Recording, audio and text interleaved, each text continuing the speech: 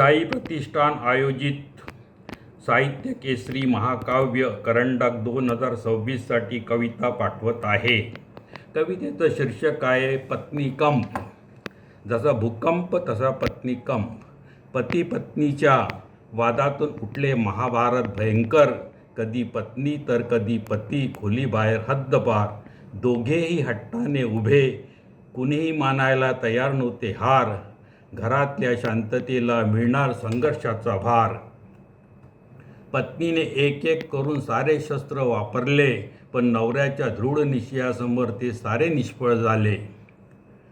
सदैव माघार घेणारा नवरा आज ठाम उभा राहिला. पत्नीला आश्चर्य वाटले, तिचे सारे स्त्रीशस्त्र निष्प्रभ झाले. सदैव माघार घेणारा नवऱ्याचे पत्नीला आश्चर्य वाटले, तिचे सारे स्त्रीशस्त्र यावेळेस नाकाम कसे झाले. मनात तिच्या सवतीची शंका घर करू लागली. असा प्रकार असेल तर पतीची टक्कर घेणे बेकामे. तिच्या मनात नवऱ्याच्या घट्ट प्रेमाची लघुशंका आली. ती पतीकडून कशी काढून घ्यायची समस्या उभी झाली. मग ती पतीच्या अत्याचाराची नक्की शिकार होणार. असं झालं तर मग सरळ ती पत्नी धर्माची हार. असं झाल्याने तिची घरातील मूल्य सध्य घटणार आणि तिला कायम पतिवर्चस्व भोगावे लागणार. चला पतीवर आज प्रेमाचे पत्नी फासे फेकूया. मग माझी प्रतिष्ठा टिकेल आणि पती हारेल.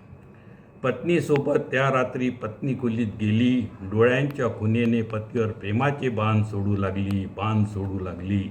वास्तविक भांडणाचे भरफाळ वादळ कमजोर पडले. पती मनात घाबरला पत्नीची सक्रियता पाहून.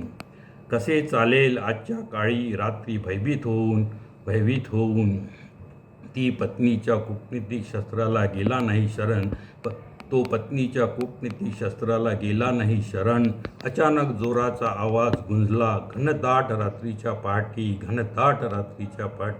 भूकंप आला म्हणून ती खूप जोऱ्याने ओरडली. नवऱ्याने डोळे उघडून पाहिलं पलंगाच्या आजूबाजूला. शोधू लागला कुठे गेली त्याची श्रीमती रात्री फिरायला. जेव्हा पाहिले किंचित नजरेने चोहीकडे आणि खालीवर मोहनजोदडो हडप्पाचा तो मौल्यवान अलंकार. अस्तव्यस्त अवस्थेत ती दिसली पडली जमिनीवर. टीका करत नवऱ्याने तिला विचारले धैर्य सावरून. थोड्या वेळापूर्वी तू तर प्राणप्रिय होती या पलंगावर. प्रिय अर्धांगिनी बऱ्याच नवऱ्याचा पलंग सोडून कशी जमिनीवर. माझी प्रिय होणार पत्नी काय करीत आहे जमिनीवर. तू तर नेहमी राहतेस कुंभकर्ण झोपेत आपल्या पलंगावर. काय चाललंय पृथ्वीच्या हृदयात तुला कसं कळणार. तुझ्या प्रेमाला लागली आहे ओटी. तू कसं समजणार. जोरात भूकंप आला आणि मी एकदम हादरले आणि अचानक येऊन पडले इथे जमिनीवर. पत्नीच्या हालचालीमुळे नवरा होता जागा रात्रभर. तरी भोळा नवरा थोडा आश्चर्यचकित झाला क्षणभर. पत्नीच्या या अद्वितीय स्वरूपाला पाहून चमकला. नवऱ्याने घोळसळपणे विचारले प्रिय पत्नीला, हे सांग की भूकंप तू पडण्यापूर्वी आला की पडल्यानंतर आला या भूमीवर. पत्नीचा सौम्य निरागस हास्य चेहरा पाहून नवऱ्याने विचारले, हा पत्नी भूकंप होता का हसू. धन्यवाद प्रिय मित्रो.